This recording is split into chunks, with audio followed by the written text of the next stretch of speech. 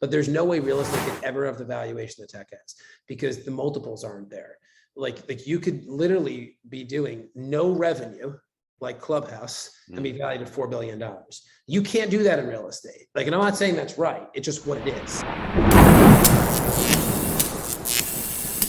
Why could investing in technology be more profitable than real estate?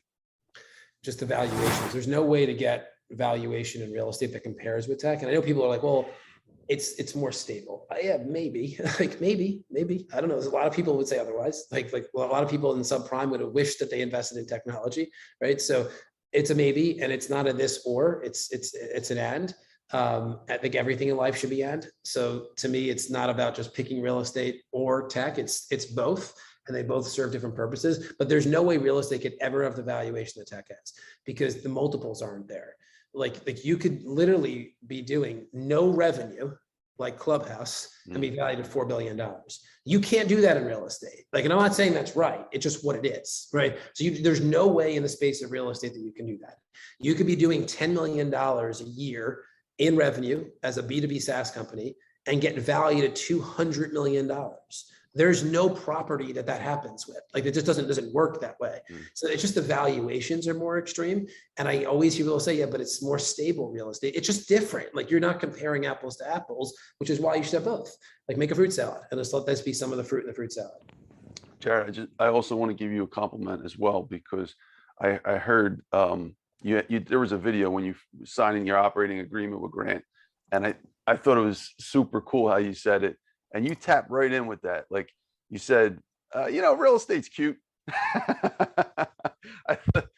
And being from a real estate background, but I also have a diverse range of experiences with investment. I worked for the largest investment company in the world called Vanguard right out of college, 3 years. John Bogle, Warren Buffett's, protege, not protege, but like mentor and friend too. I saw him in the cafeteria every week. And I got to say that, like, that was right on point for a guy like Grant, who's trying to do what he's trying to do, to expand that level. He needed that. He really needed to know that there's something else beyond there, to meet you and to say those words. It was like the magic words he wanted to hear, because it's true. To get to the level he wants, he's capped out right now, like 4 billion or whatever, 5 billion, and really to go to become real estate. But it's understanding what his vision is. His vision is that 1 billion people know his name. They're not going to know his name because of his sales training, and they're not going to know his name because of real estate. So if that's really what he wants, that's his outcome, he needs a better vehicle to get there, because he doesn't have the right vehicle to get there. Now, if he decides to change his mind, which everybody has the right to change their mind at any point in time in life, then he's good. Like, he's good. Like, economically, he's good. But that's not what's driving him now. What's driving him now is more significance, and that's fascinating. And that his significance is already pretty extraordinary. But he's a speck of dust in the world, and he knows that. Like, he knows that. Like, we go to tech stuff. Like Project 10K is in the tech world.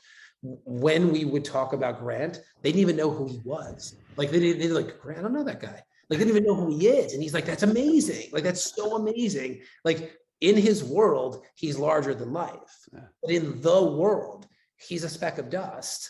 And like, he loves that, because it just means there's so many more people he can reach. But what it also represents, he doesn't have the right offer to reach them. So having the right offer is the way to reach a lot of people. And like, the right offer is everything. And for him, he has the right offer for his world. And that's why he has proven to produce such positive economics for himself and for many others as well. But if he wants Musk style, like Elon Musk has a better offer than Grant, right? That's why Elon Musk is $300 billion in net worth, right? It's a better offer. Like, Elon is changing an entire industry of how people can transport themselves to places, right? It's just a better offer. Like, so if Grant wants that kind of acknowledgement, impact, he needs a different offer. And that's what 10X Incubator, powered by Project 10K, represents for him.